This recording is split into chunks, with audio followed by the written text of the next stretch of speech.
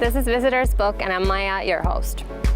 In this program, we're going to be meeting with diplomats and foreigners who are here in Pakistan, and we're going to find out what they really think about the country. So let's go. So today we're here at Dominico, and we're here to meet with Valerie, the chairperson of the Acid Survivors Foundation. So let's go find her.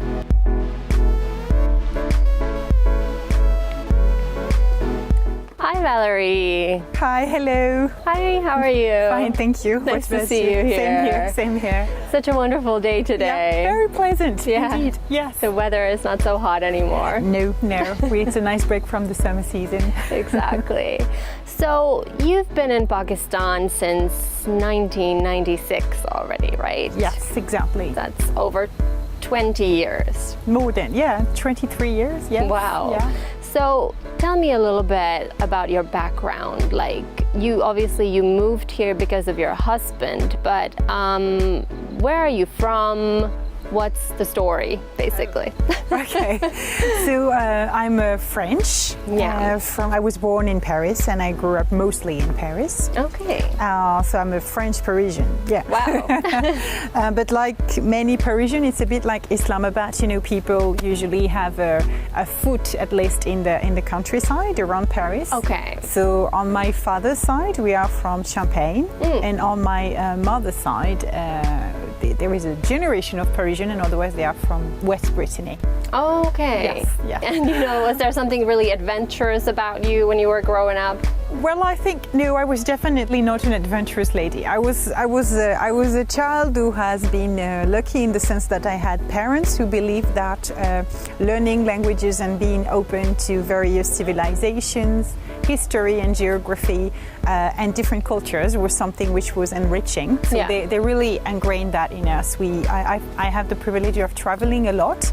And I grew up between France and England since the age of 10. I used to go to England regularly. That's why I speak English a bit better. Okay. So I think people were not, surprised to see me going abroad, because they knew I was interested into very different places. But I'm not sure they had imagined it would have been Pakistan, to be honest. Exactly. Yes. Yeah. So what did you study? Well, I started studying, at the A levels level, I basically studied foreign languages, philosophy and literature.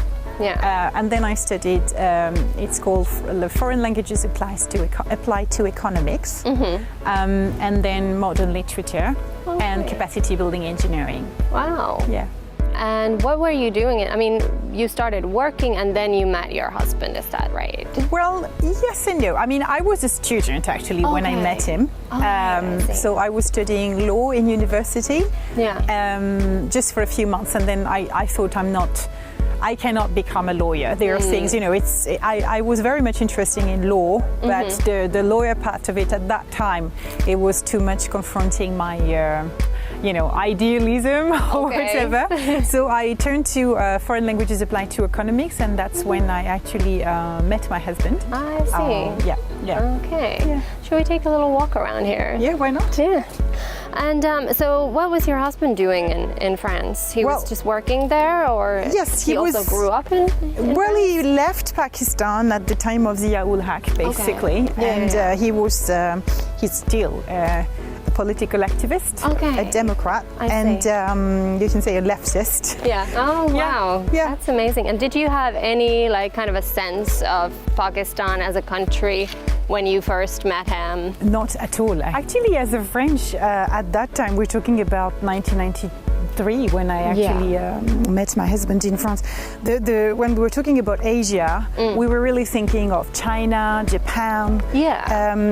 And also, because I studied literature, I had this vision of Central Asia actually, and Joseph Kettle, and also Afghanistan a little bit.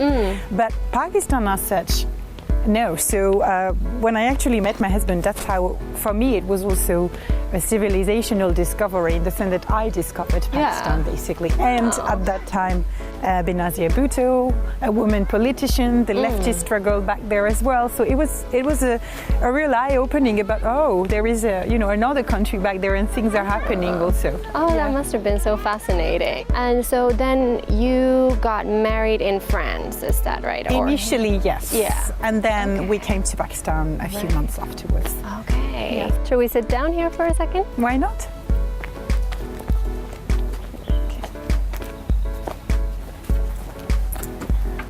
But yeah, so not only were you moving to Pakistan, but you were moving to Swabi, this small village in KP. So what was that like? What was the village like? What was your first impression? It was wonderful. I know that whenever you tell, even Pakistanis actually, not foreigners only, I came from Paris to Swabi and a small village in Swabi, Chota Lahore. But actually I found only love, hospitality, support, empathy. It was marvelous. I was extremely lucky, and I have wonderful in-laws, really, who welcomed me, guided me, accepted me as their own without any question. Wow. I didn't have to become someone else. I was Valerie Babi, and that was.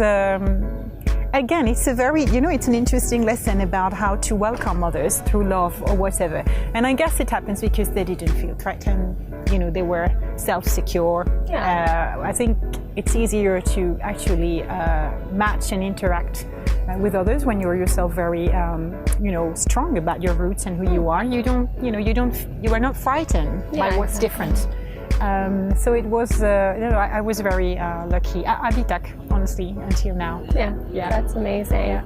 But still, it's a completely different kind of a culture, at least for most Western people. Like Pashtuns usually are a little bit more conservative than, like, let's say Punjabis or people in the cities, at least in Pakistan. So was there anything that you found particularly challenging or anything?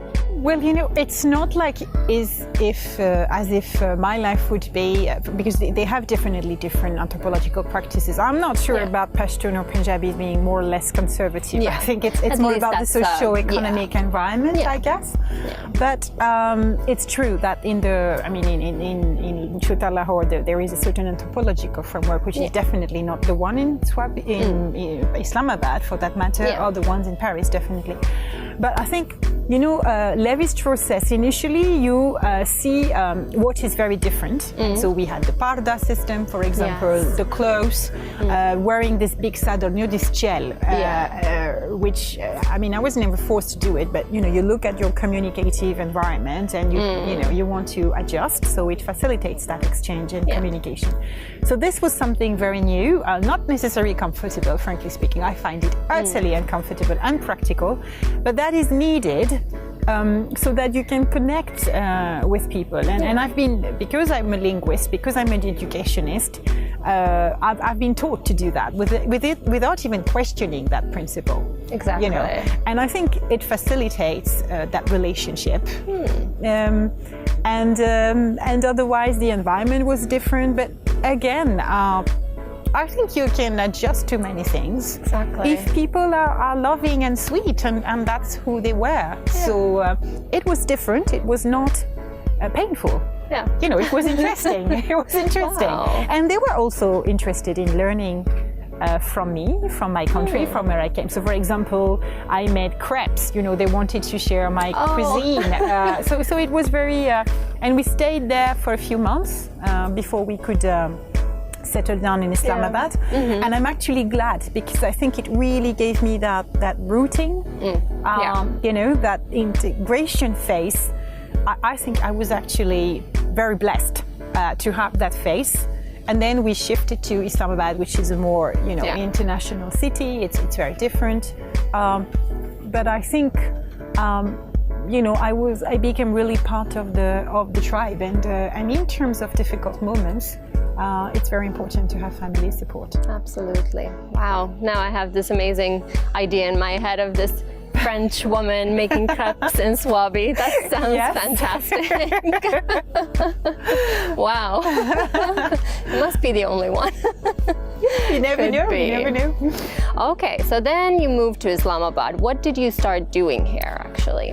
I started teaching languages. That's what I was trying to do for a few months in a small languages institute.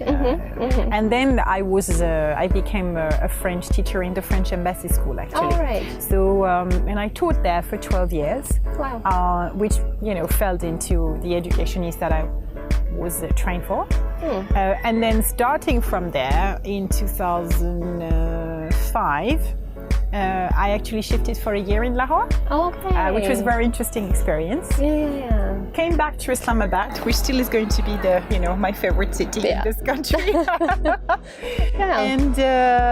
And then in 2006 and 2007, we started creating an organization, a non-profit. Okay, but before we get to the fascinating work you started doing here, from mid-2000, the situation was getting more and more difficult here. You've seen like the worst times in Pakistan as well. What was that like? Like, did you ever consider leaving during those days, or?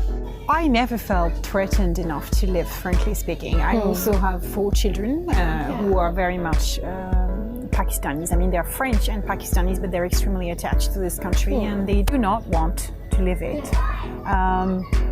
I honestly never felt threatened enough to say, oh my God, I want to leave. And I don't think it's in my personality to think about that. I'm a fighter. Yeah. So it's more about, it doesn't mean you are irresponsible, but I think the fact of not, when you have adverse moment, it's important to address those moments, and fleeing and escaping is really the last resort, and we have never reached that level at all. Right. Yeah, that's amazing. And you said Islamabad still continues to be your favorite city. What is the reason for that? Well, it's very green. Yeah. I think it reminds me a little bit of the mindset of a Parisian, in the sense that they are liberal, but they are also independent. Okay. So you socialize, but you socialize as much as you want. You have that freedom and autonomy to say, oh no, I'm tired and I don't want to see anybody right now. You have that kind of, which is not necessarily the case in a family or tribal environment. So you have that kind of very well balanced. I think it's an ideal balance between the West and the East, actually. Okay. And I find it very soothing. Yeah. And we have a very comfortable life standard, frankly. Yeah, that's very true. To be grateful for that. And do you still go to Swabi every now and then? Yeah, we do. Not as much as we like, because we are very busy. Yeah. But I do, especially when I need to recharge my batteries. To reconnect with my soul, I need to go back there. What is it like? Like, I've actually never been to Swabi. What does it look like there? So it's a mixture of, it's very fertile lands, and it's next to the Indus River. Wow. You have flat and mountainous areas as well. And it's basically the land of sugarcane and tobacco. And it's also the land of hospitality. Really, I would say strong people, women and men, and whatever gender you want to talk about, and very loving people. Great. So I must visit one day, hopefully. Yeah, I hope you do. You're welcome. You're welcome. Thank you. Wow. Okay. But yeah, I keep hearing this flute in the background. Should we go find where it's coming from? Why not? Yeah, let's do it. Time to take a short break. See you in a bit.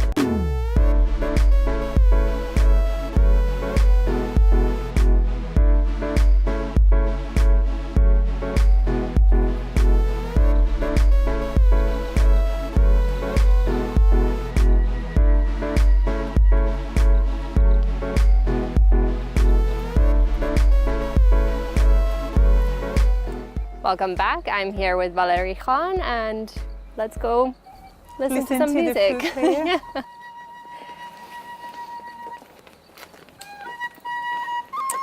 Wow, monkey. Yeah.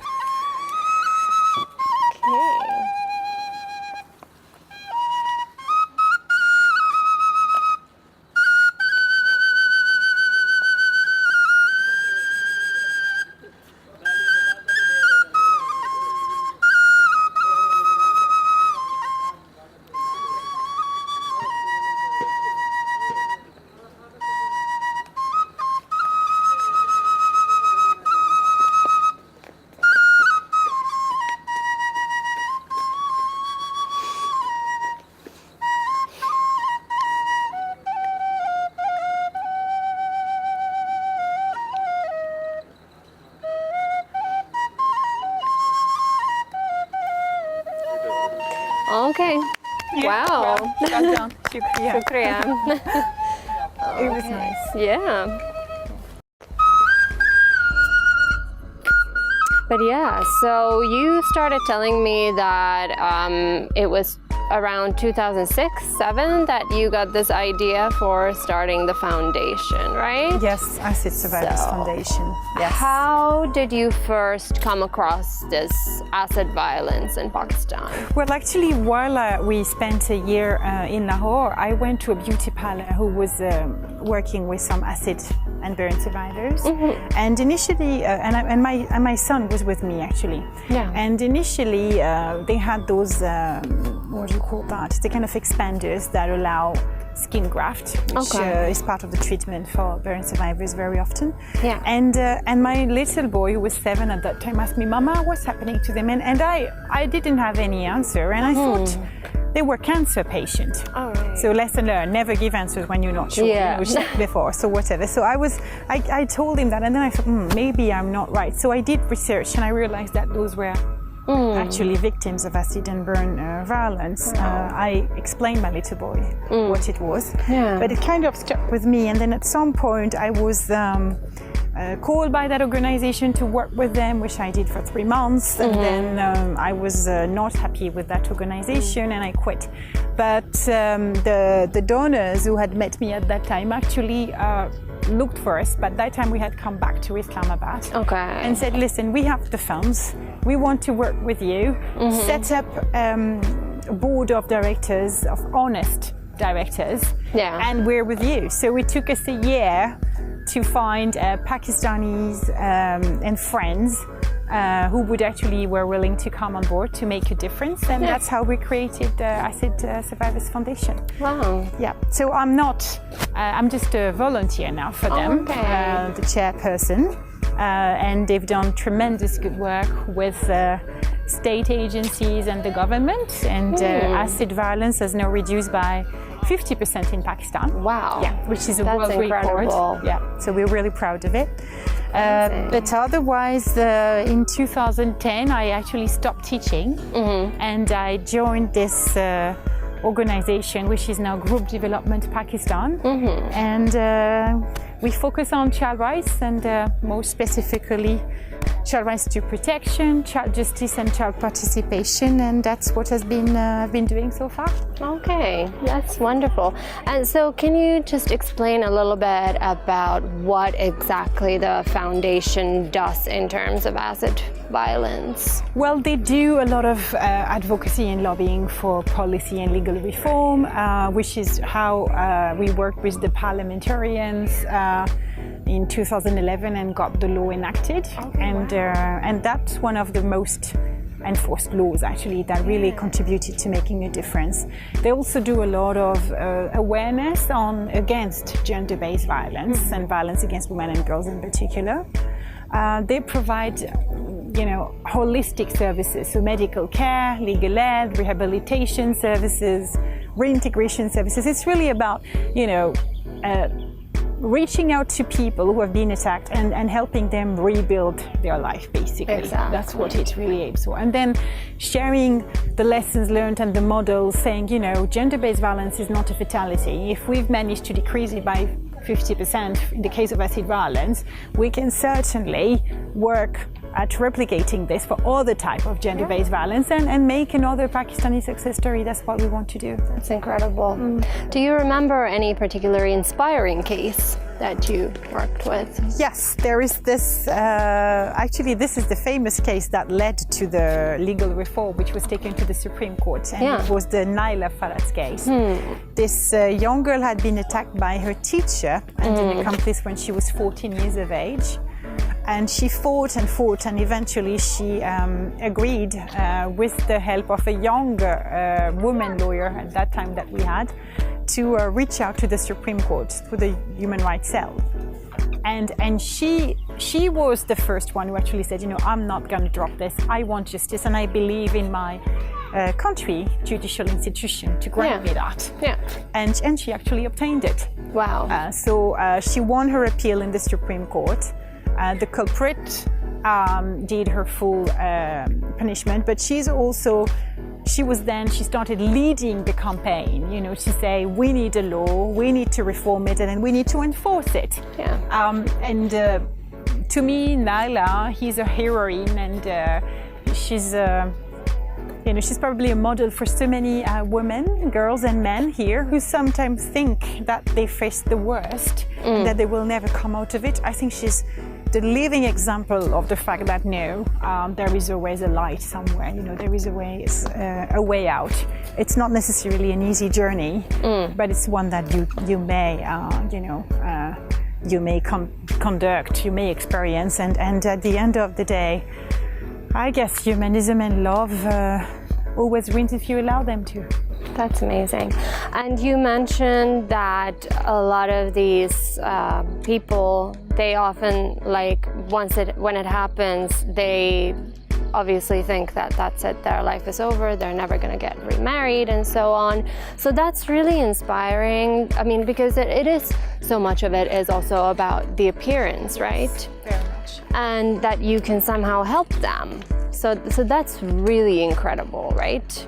I think they're immensely brave. Yeah. They're really inspiring people, and they're very aware of what it means, what it entails. And what is also very encouraging is that once they experience and go through that journey, they share their experience with others to motivate other victims. So there is this transmission, this generosity, which contributes to saving other life. And I think it's really a model to follow and share with other countries, because acid violence is a global phenomenon. Exactly. It's not just limited to Pakistan, obviously. Exactly. And I think Pakistan has a lot to share to guide other countries on how to counter and actually address the issue. Yeah, that's very impressive. And so your foundation was also part of this very famous documentary Saving Face by Sharmeen Obaid, right? What kind of a role did you play in that? Oh, well, basically Sharmeen documented what we were doing. Yeah. And so we were an example of how Pakistan, I think it's enabled to present how Pakistan was not the bad person always, but rather the trend setter. And how, we wanted also to break the narrative of there are only problems in Pakistan. Exactly. We were the living example of Pakistan proposing and achieving solutions. Yeah. And that was very important. I believe in that. I think we provide a very unfair picture of Pakistan in that sense. I'm not denying the challenges. Yes, of course. But we also have a lot of example of good practices and solutions. Yes. And we really need to focus on projecting those.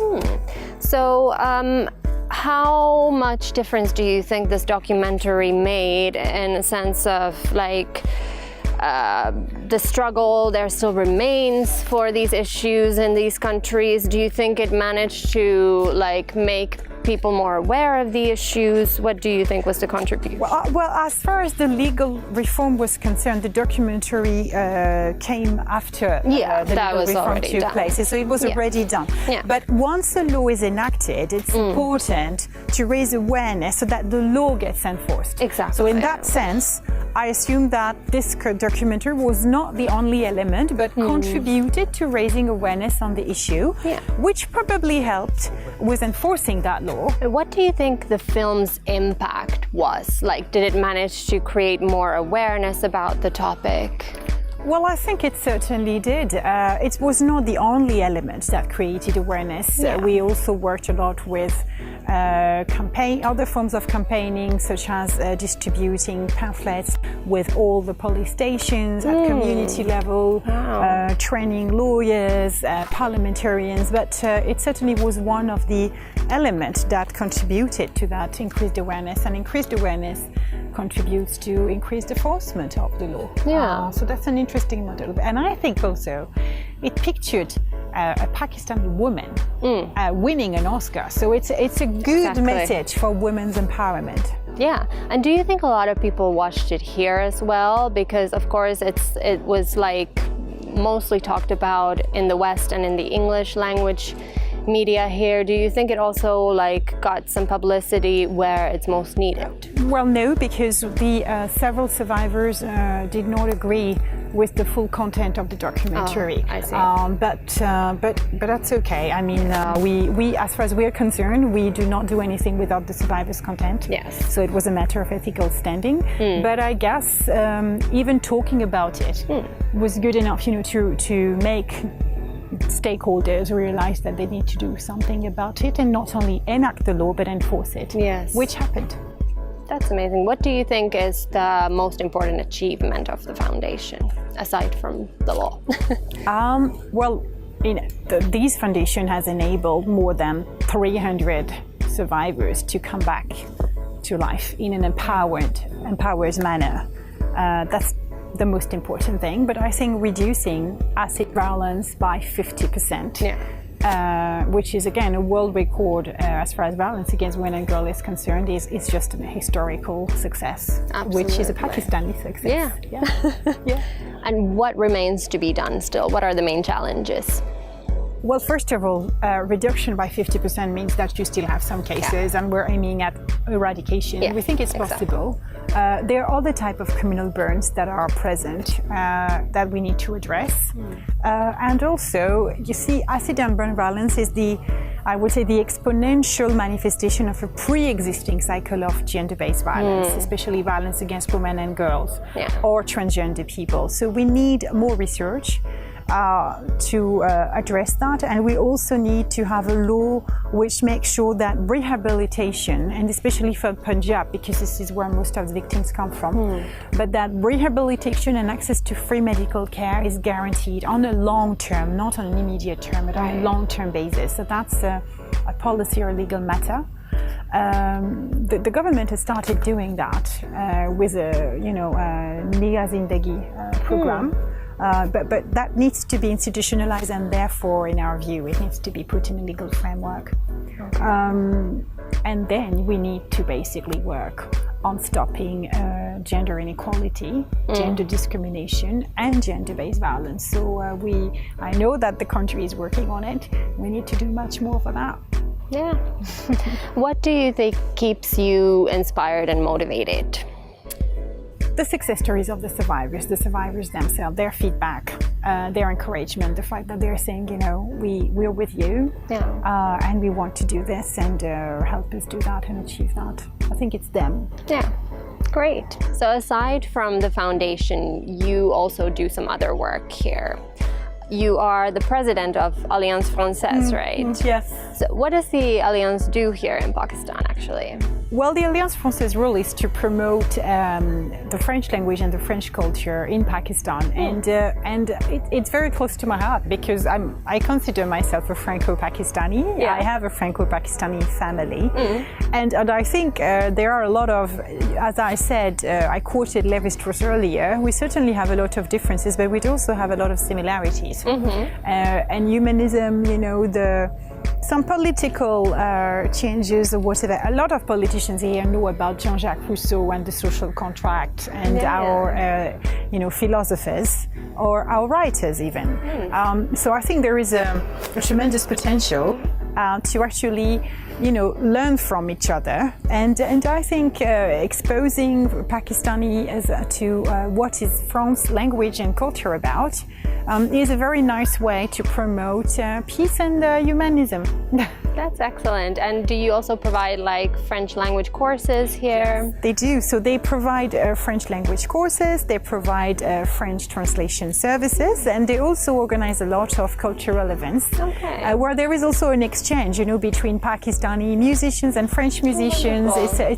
It's a nice way to show that we can share what we have and not be frightened of what is different. Great.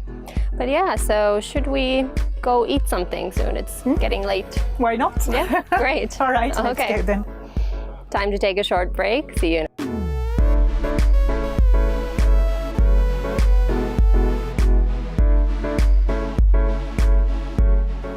Welcome back. I'm here at Kitab Cafe with Valerie Khan, and we're just about to decide which one of these delicious Pakistani dishes to try. Yeah? Do you have any favorites? I love the hindi. Yeah? It's very nice, yeah. Great. We should probably go with that then. Are you a fan of biryani? I like it. Yeah, it's nice. Yeah? It's okay. Yeah. Okay, then maybe we should keep it simple and go with that. Hello. Good, thank you. So can we have biryani? I think the matka biryani, and we will also have the chicken shahi handi. That's it. Thank you. Thank you. Thank you. But yeah, so after all these years you've now spent here in Pakistan, do you ever think like, okay, now I'm done, I want to go back to Europe? No, I may think, oh, I need to go for a week to France, you know, and then I can do it. I mean, it's not a big issue. It's usually about workload rather than, okay, can I take a week off or not? Yeah, But it's not. I have the chance to be able to come back whenever I want.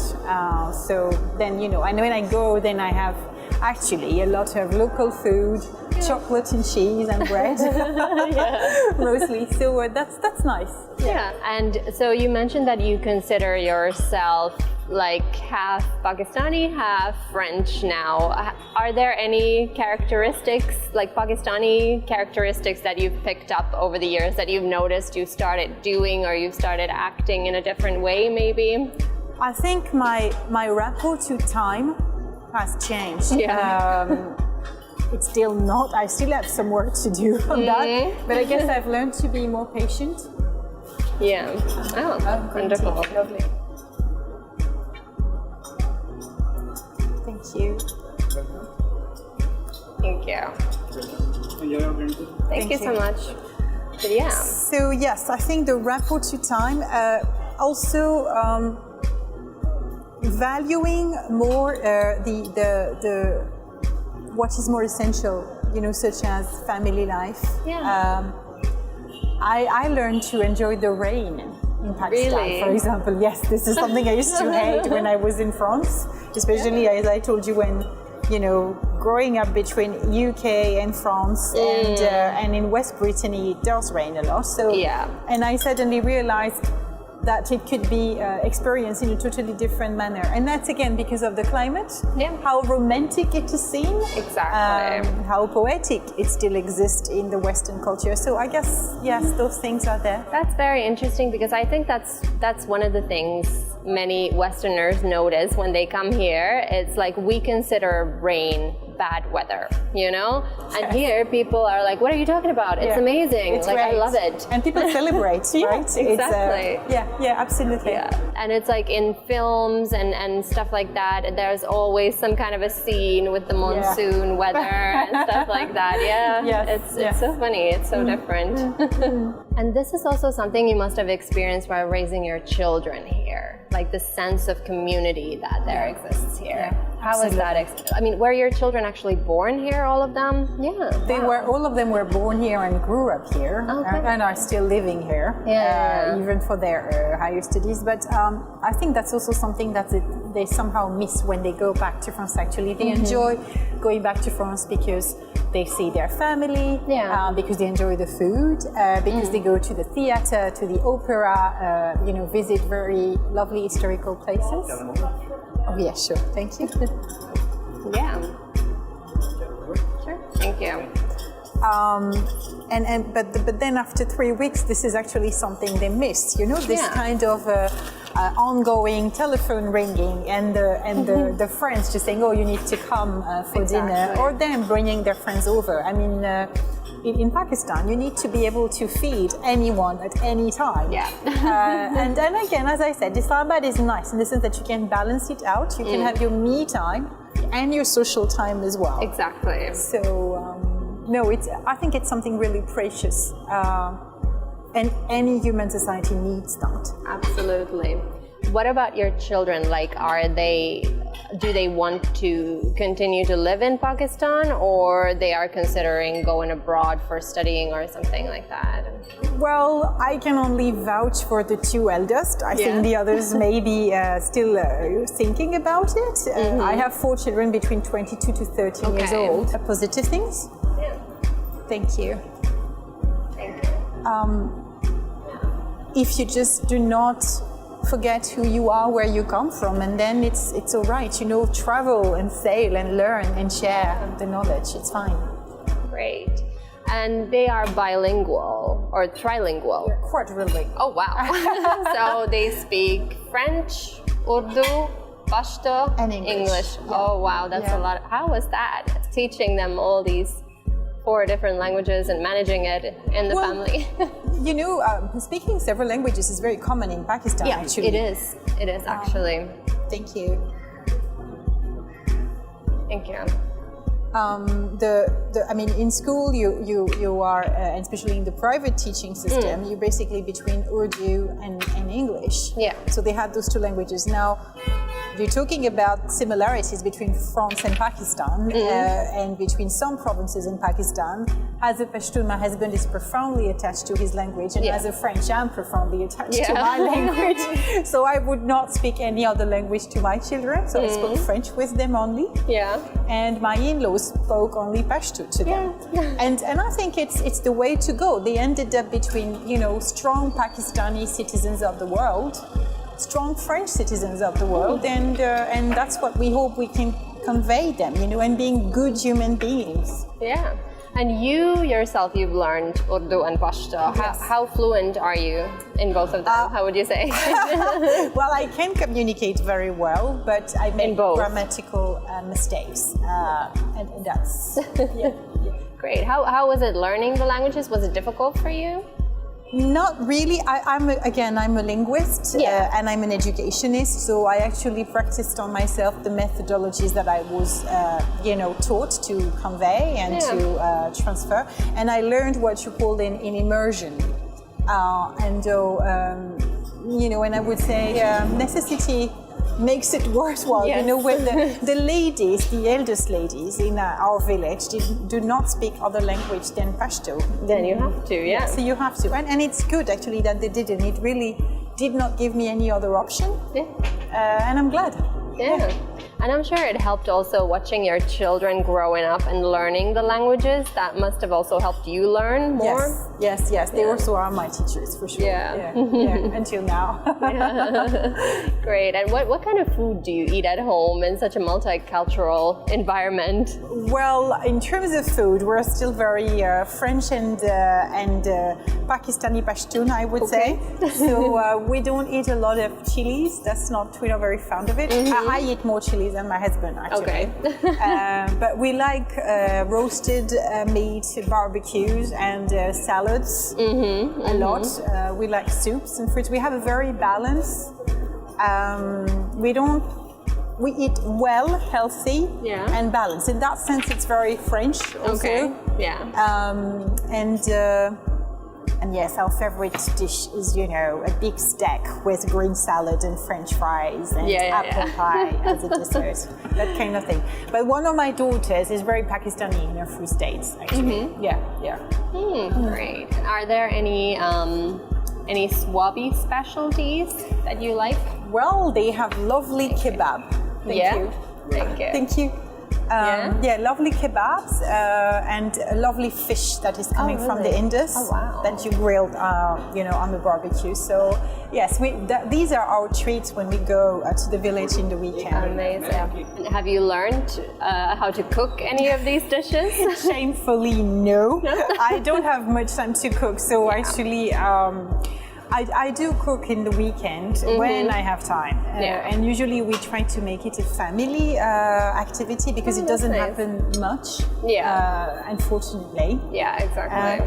It's a relaxing exercise, it's also a sharing exercise, but I'm working so much, honestly, I don't have it. So when we do it, it's like a festive family activity, and then we set up a very nice table and we enjoy it. So it's something we actually cherish when we do it. And I definitely do that for Christmas or the New Year. Then, this is a very important moment for us. Great. So shall we dig in?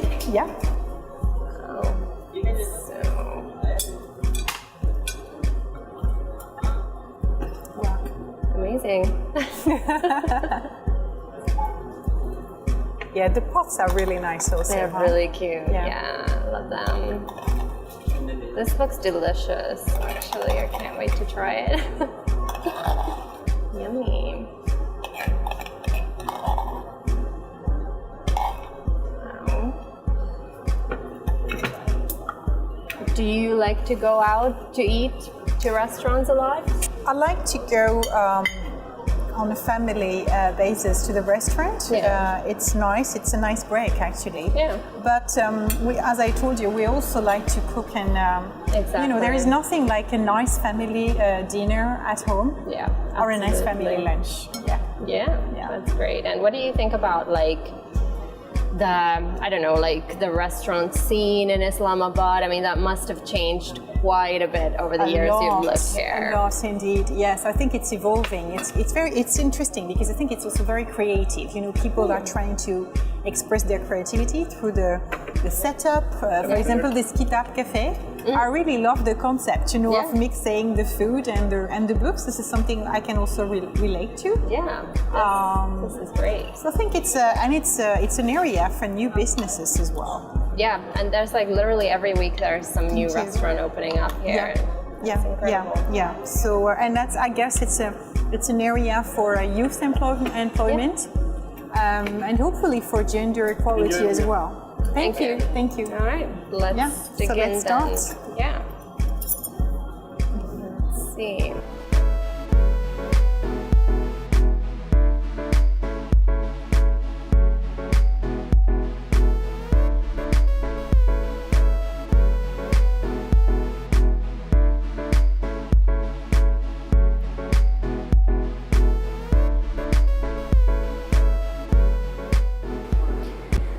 But yeah, so you're obviously very busy with your work, but when you do get some free time, what do you like to do here in Islamabad? Where do you like to go to relax? I like to read. Yeah?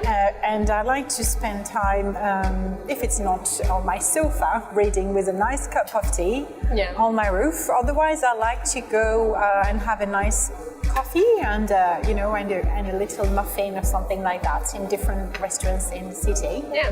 I like also to go and roam around art galleries.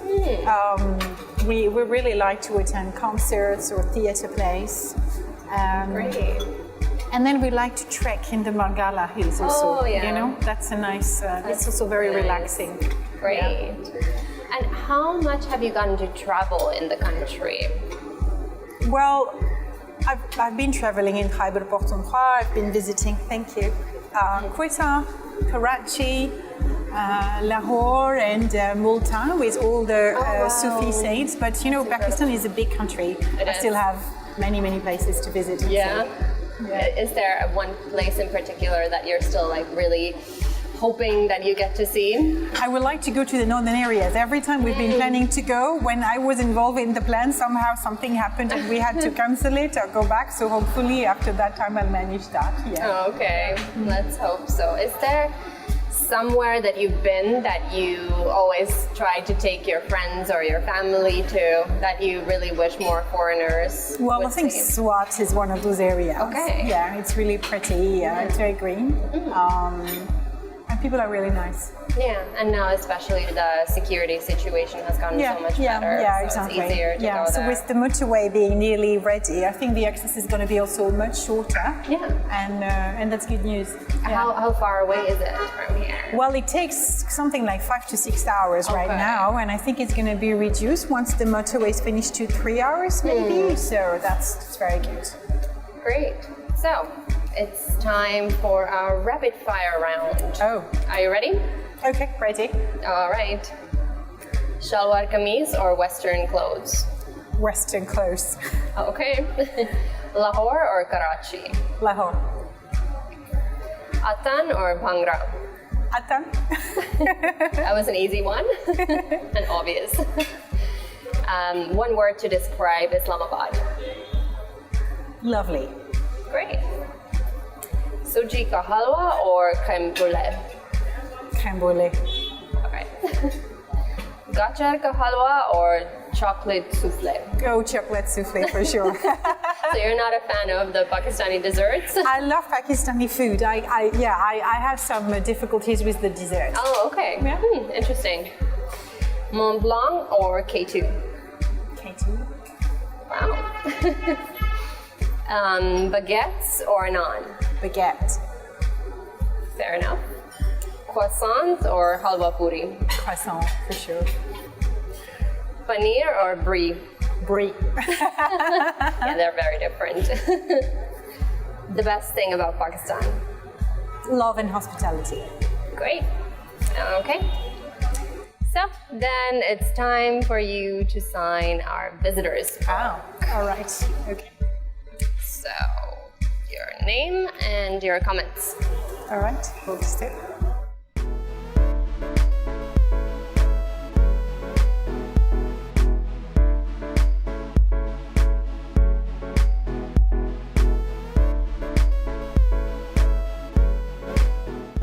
There we go.